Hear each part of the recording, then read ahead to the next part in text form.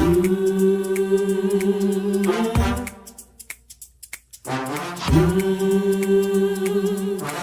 talk the cup.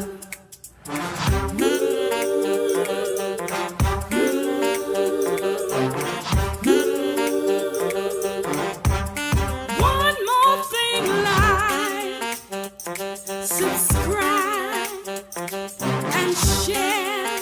Come on, let's talk the cup. Woo!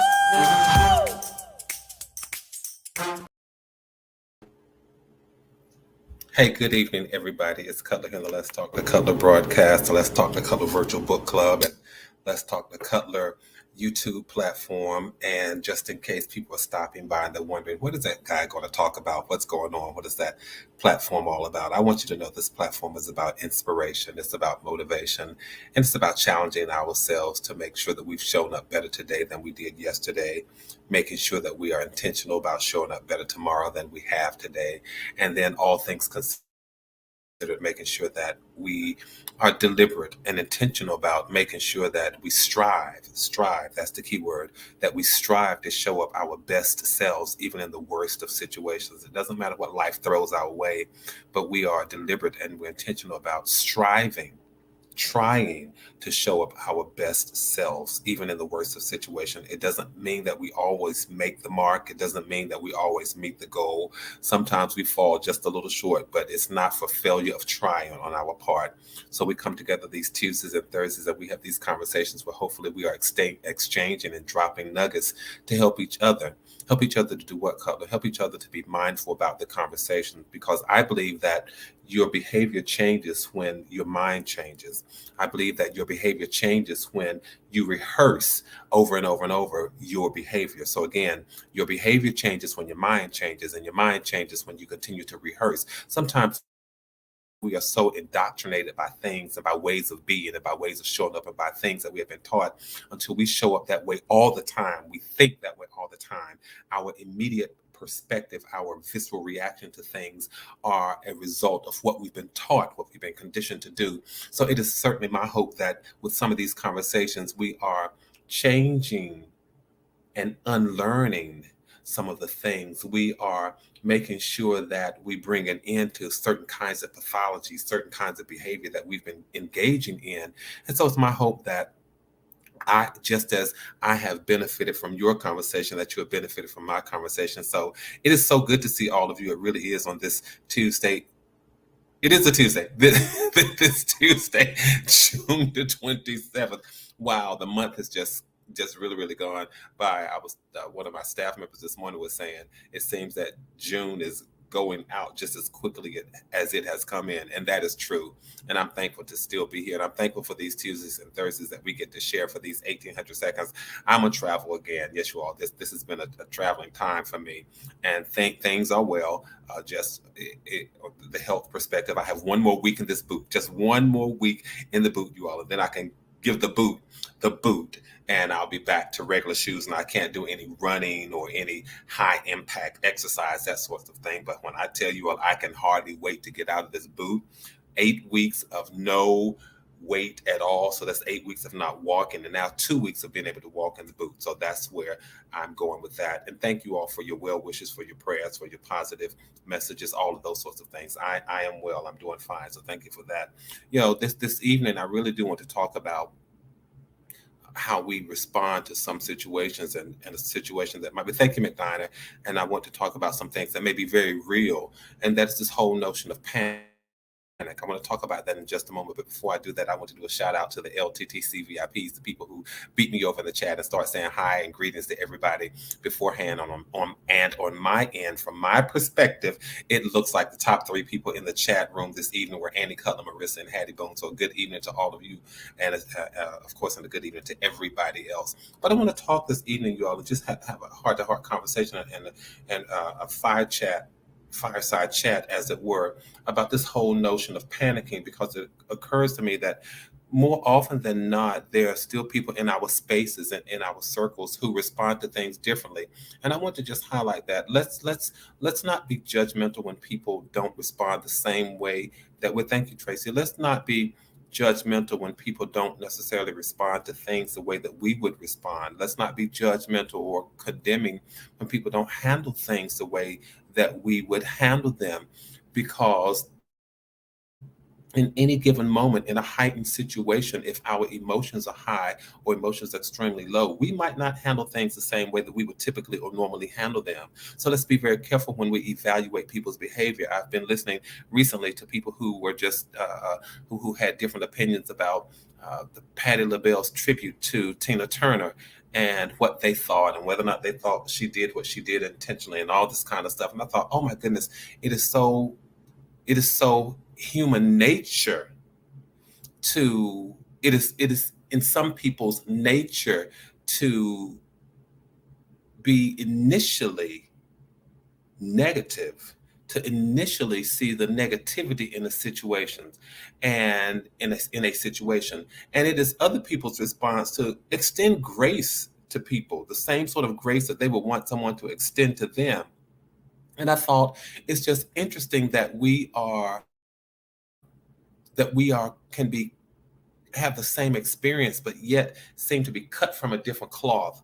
I am so thankful. I have to say this. I am so thankful that I am not naturally a negative person, but my first inclination these days at this age in my life is to extend people grace, the same grace that I would want people to extend me. So that's where I stand on this whole notion of did the woman get up there and flub intentionally? Did she make a mistake? I don't. Let me just say this, and this conversation is not about Patty's tribute to Tina Turner, but I don't think people are going to stand on a stage as a professional, as a performer. I don't think they're going to stand on stage and intentionally just mess up a tribute to somebody. What, but y'all, this is my opinion. I'm so sorry because this is not this, and we can chime in here because I want to know if you all saw Patty's her segment, her tribute to Tina Turner. I want to know what you all thought as well. And of course, I'm just sharing my thoughts. The woman is a professional. She's an artist. She's a performer. I don't think she would get up there and just mess up anything. What does she have to gain by messing up a tribute to Tina Turner? Tina is no longer in this sphere. She's no longer in this realm. So what does Patty have to gain by messing up a tribute to her? True enough, maybe she didn't learn the words. Maybe there was an issue with the teleprompter. But at the end of the analysis, she said, I can't see the words. I forgot the words. I don't know the words, and I can't see the teleprompter. So she did an ad lib. She did, she did her thing, and she did an ad lib, filled in that space, was sort of comical and offered a reality check. Hey, I can't see the words. Like somebody's messing up in front of the teleprompter. I can't see. And she just moved right along. So what did she have? What did she have to gain by making her performance look bad? What did she have to gain by making her performance look bad, by making herself look bad? She had absolutely nothing to gain. Bottom line, people, let's make sure that we just stop being judgmental. I see so many initial comments on social media so much, and the first response that people take is a negative one. Dear God, we've got to help the next generation to change their perspective on people and their perspective on life and their perspectives on themselves. Do you not know why that is why a lot of our young people have negative perspectives on themselves? Because they have been taught, they have been conditioned to initially and viscerally become negative when they see or experience a situation. Technical difficult. Yeah, let me see what y'all are saying. If any of you saw it, let's see. Yes, I saw it. I was disappointed. I don't think she did it on purpose at all. T. Cutler, I'm with you. I don't think she did it on purpose at all. McDonough, I agree. Seek first to understand. I did not see it, but I know Patty is a professional. Yes. Oh, technical difficulties. No, she doesn't seem the type to do that on purpose. Right. Absolutely. In your respective professions, would you get up and flub up something? Would you mess up something? Would you fail at something? and it is your profession, it is what you're known for, just does not make sense. So I wish that people just give her a break and let her just move on and just let her do her thing. When I consider these icons like Gladys Knight and Patti LaBelle and Tina Turner, who's no longer here, and Aretha Franklin, who are no longer here, that's how they made their bread and butter. That's how they earned their living. And they surely would not get up and intentionally mess up something in a performance. That's as much as I need to say about that. I want to go on and talk about this whole notion of not panicking. That's really what I want to talk about, you all, because I was in a situation, not me, but I was aware of a situation today and yesterday, and I looked at some people's response and I thought, oh my God, it is interesting how people handle life. Life can throw some people such a curveball until they have no idea of how to respond, you all. So I just want to say this to us this evening. When you are able to respond sensibly and sensitively to whatever life throws your way, count your blessings, be thankful that you can still keep your wits about you and that you can have the presence of mind and the presence of thought to respond in an intelligent manner. And when I say intelligent, I don't mean intellectual and highly academic. No, just in an intelligent manner where you are aware of what's going on, you're aware of the decision that you're making, and you have not let it pull you under. You have not succumbed to the issue that's facing you, and you find yourself not panicking, but you're able to withstand whatever the decision is that you have to make, and you can move on. Count your blessings. Hattie, right? Nothing else. She's a professional. But so be able to, when life throws you something, count your blessings when you are able to make a reasonable decision, when you're able to make an intelligent choice. And you can stand in your own strength and not panic, because there are people, and sometimes it may even be some of us, sometimes there are people who deal with something that is really called anxiety. There are people who are prone to panic. And I just want to talk about that because that is such a real situation, you all. When people cannot face situations, when people face difficulties in their life, these are real situations, and we owe it to people to be understanding. We owe it to them to be sensitive. We owe it to them to be caring, and we owe it to them to be gracious and graceful. I've watched people in the midst of a panic attack just lose control, and they didn't even know what was going on. And I don't know about you all, but sometimes you can really see people having panic attacks. What does a panic attack look like, Cutler? A panic. Yes, they do. What does a panic attack look like, Cutler? A lot of times it looks like people who are just irrational in their thinking. Their thinking just does not make any sense. How do we know that they're having a panic attack? Because a lot of times they just feel this overwhelming sense of danger. It's like this foreboding, this threat, this ominous situation, and they feel subjected to some kind of a deep warning or oncoming dangerous situation. People are in that mode, in that mindset a lot, you all, and we have to be very careful, because that is what panic attacks sometimes look like. And I'm not talking about this from the perspective of a clinician. No. I'm just talking about from a casual onlooker and from a casual observer, that we just have to check it. You're right. It's so good to see you. It's fight or flight. A lot of times people feel like they're in a situation and they're backed up against the wall and they don't know what to do and they don't see any way out. And it's either I've got to fight my way out. So it's either fight or flight. So I've got to fight my way out or run away from it. That's what panic attacks look like. They feel this sense of harm. They can't think straight. They can't get it together. And I'm saying this, you all, not because that's necessarily our lot or our position or our circumstance. And it may be sometimes some of our situations. I don't want to overlook that. But a lot of times there are people in our circle, in our space, who are panicking. They don't know how to deal with life. And thank God you are part of their life. Thank God for the times when we found ourselves in a panicky situation, that there were people who recognized what we were going through. What we were going through, because sometimes feel like you were losing control, felt like you were dying, felt like you were just out of it. That's what panic looks like and feels like. I've been there. You're feeling lightheaded, you're feeling dizzy, you're feeling just confused, you're feeling discombobulated, you're feeling all of these things. And I want to bring it to the table because panic is something that we don't always talk about. Thank you, Jackie. I need your comments. I appreciate it. A sense of gloom and doom. Yes. People are just feeling lightheaded. They're dizzy. I can't think. I don't know what to go on. I don't know what to do. Just give me some space. And sometimes it manifests physically. So it's in there. They see it physiologically. It happens. And so their arms and their hands starts tingling, and they get these chills up and down their bodies, and they start trembling, and they sweat, and they shake, and they do all this kind of stuff. That's a panic attack. That's panic, you all. That's what panic looks like. That's what it feels like. Color again why you bring it up, because there are people in our lives who go through this every single day, and sometimes we just happen to overlook it. We happen to overlook it.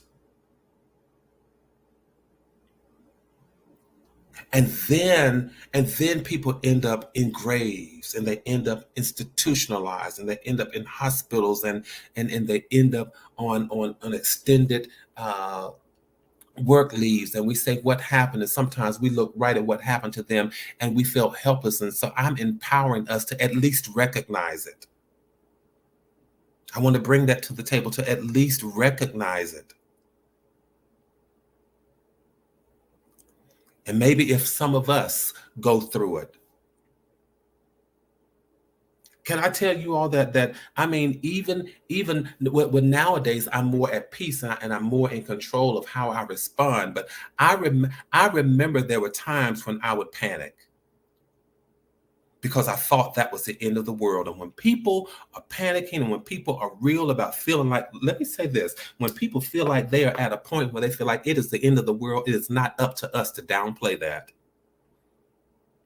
Because for them, it really feels like the end of the world. And who are we to just try to say, oh no, that's not really what it's like. No, you should think better. You should. No, we need to help people in that moment. We need to help people in that moment, because now we're dealing with their mental health. We're dealing with their emotional health. We're dealing with their psychological health. And those things are so very important. And I don't want us to overlook that. I watched a young person just a couple of days ago having a panic attack,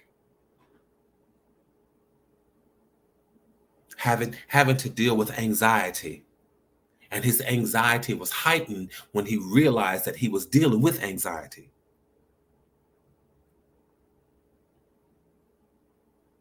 And it takes an understanding person to be able to handle that, to be able to deal with that.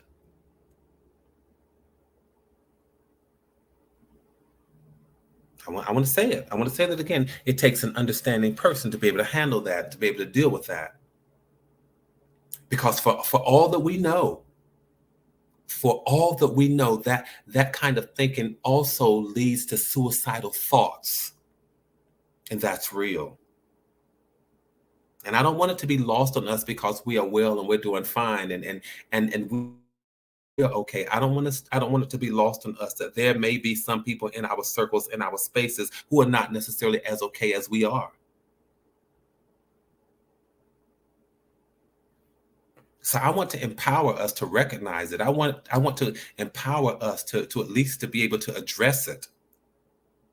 And again, I'm not a clinician. I'm just talking about life's observations and learning not to sweep things under rug. We are so prone to, not us, but we are so prone. There are some people who are so prone to sweep things under rugs that they don't know how to handle. They don't know how to address. They don't know how to speak about. They don't know how to embrace. They don't know how to deal with. And so they are so inclined to sweep things under a rug. But no, when it concerns my brother, when it concerns my sister, when it concerns my friend, when it concerns my fellow human being, I'm not going to sweep something in a rug if I see you in a moment like that. Sometimes we can easily turn our head and walk the other way and act like it's not happening. And then we'll look in the, oh my God, see, this is going to get deep, because then we will look in the obituary when we saw them going through that and extend our condolences and keep right on going. Not us. I'm just saying it happens, you all. It happens. I'm reading your comments. Let's see, doing the young son, we are taught to breathe through movement. Let's see. Jeff relates to any situation in life. Let's say breathe through the uncomfortable moment. Mental health matters, been there, or they end up getting killed. All of those things happen, you all. All of those things happen. And it is so easy for us to say, during a panic attack, all you got to do is just make sure that you don't fight it. It's easy to say that. And I know that that's what some of the professionals say, but it's easy to say that. Oh, don't fight it. When you're dealing with a panic attack, don't fight it. If you can, stay where you are. Don't move. But in a panic attack, it is like Jackie said, it is fight or flight. And if I can't fight, I'm gonna run. So it's easy to say to people, stay where you are, because that is really what we want them to do, because we don't want them to hurt themselves. And so we need to be able to say these things and know what to say, know what to do, because we've talked about this before. Remember, we've talked about, what do you say in the middle of death? A family, a friend, or someone close to you has lost a loved one. And have you ever been in those awkward moments, in those awkward situations, and you don't know what to say? Well, I want to offer us moments of at least what to say when people are dealing with crisis situations, when people are dealing with panicky kind of situations. One of the things that we do want them to do is not to fight it, because we don't want them to hurt themselves or hurt other people. Yes. And so I did a little reading, and that is one thing that we do want to say to people. Let's try to stay in a safe place, try to stay still, try to stay where you are if possible. And for goodness sakes, learn how to breathe slowly and deeply. There is something about breathing slowly and deeply that calms the entire body, and it calms your entire being. When you can say to people, just breathe with me slowly and deeply. You all do that with me for just a moment. Just breathe for just a moment, because life has thrown so many things in the course of a day. How about you take just a moment with me right now and just breathe slowly and deeply. Inhale and exhale. Because when you're able to do that, you are able to control the flow of blood and oxygen through your body, and it helps your entire situation. Right? And I'm a firm believer, just like I said, write things down. Self-affirmations, write those things down. I'm also a proponent of really stopping some time to breathe. Just stop and breathe. I will never forget. I think I told you all about the time when I had to do the eulogy of a 17-year-old boy, and his mother and grandmother and great-grandmother was sitting right on the very front row in front of me. And I didn't go into a panic attack, but I didn't go to a panic attack or a panic mode, but I was so overwhelmed with the weight of their grief. I was so overwhelmed with the weight of their grief until I had to sit there and I had to breathe. I had to breathe deeply and get myself together. It works. So I suggest to you that when you're dealing with panicky kind of situations or anxiety kind of situations, just stop and breathe. And we hear this all the time, but try it from time to time. Even while I'm talking, if you would just stop and just inhale deeply and let it out slowly. Inhale deeply and let it out slowly. Inhale through your nose and slowly let it out through your mouth. Just try that from time to time. It works. And then a lot of times we just have to we have to speak to ourselves, and we have to speak to our situations, and we have to speak to our circumstances, and we have to speak to the fortitude down on the inside. We have to speak to the wherewithal down on the inside and say, I'm going through this moment, but this moment will pass. Can I tell y'all, these are the things that I've learned in life. To talk myself through some situations in a healthy manner, in a healthy fashion. And I wanted to come back and have this conversation with us. Why? Because I noticed a young man earlier this week who was dealing with a crisis situation, and I wasn't able to get to him and help him. And I said, I wish to God that I could get there. But what about the people that we can't get to? What about getting to ourselves when we are dealing with it? Because life throws us opportunities to fall into crisis mode and anxiety every week. those opportunities to say, woe is me. Why is this happening to me? It happens. I dare say they come at least once a week to any and all of us.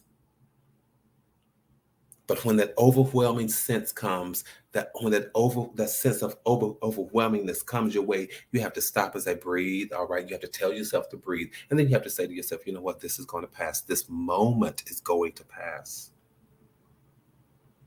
And what we need to do is to learn how to focus on the positive. That's why we spend these Tuesdays and Thursdays together for 1,800 seconds, making sure that we check to see if we've shown up better today than we did yesterday, to see if we're going to show up better tomorrow than we did today, and making sure that we are showing up our best selves, even in the worst of all situations. Is we do that because it is about rehearsing positivity.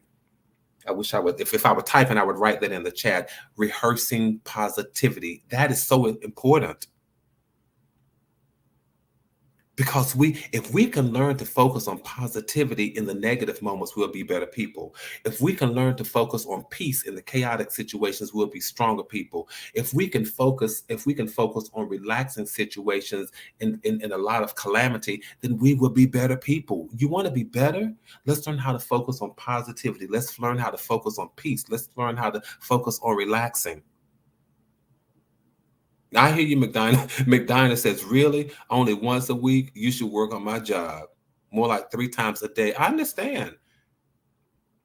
I was just saying that at least it's going to come, but you're right.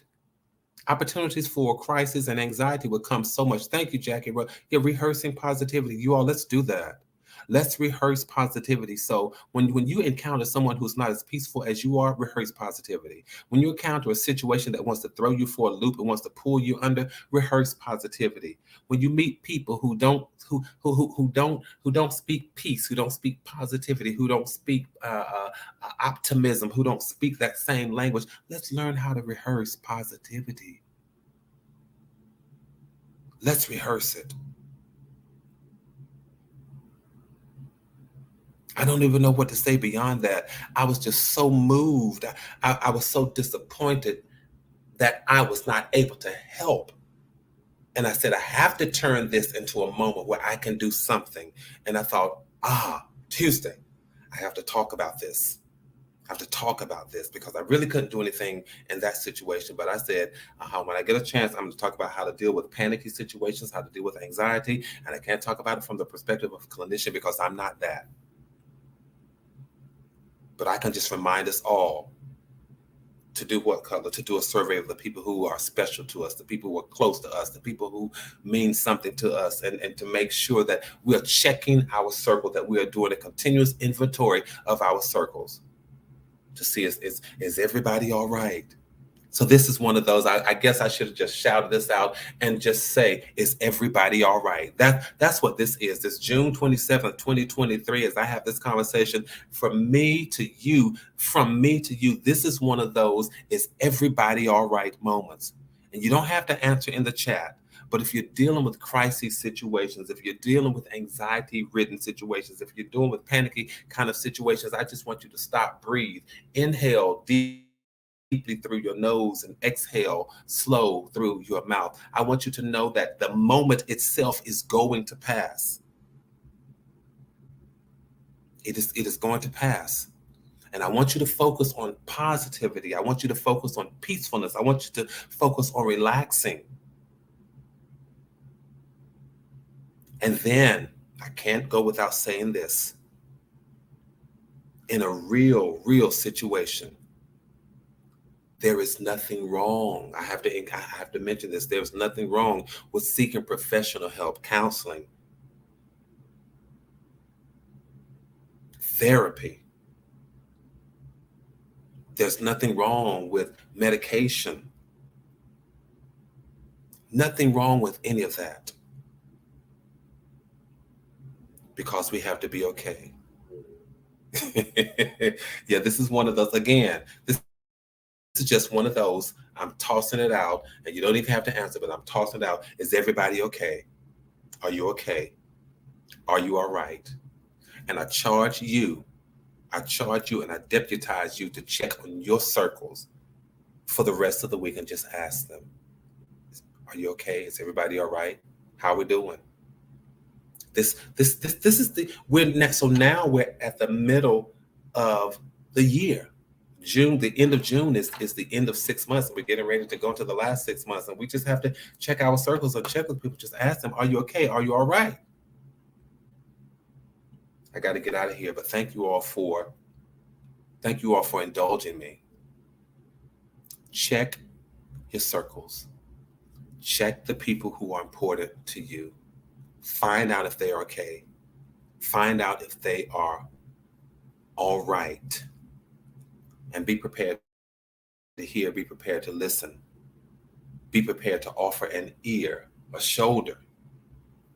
And now be empowered. Be empowered to say something to them. Even if you want to tell them, think peace, think positivity, think relaxing thoughts, breathe deeply, do something, know that this moment is going to pass. So feel empowered to say something if their response is, no, I'm not all right. All right.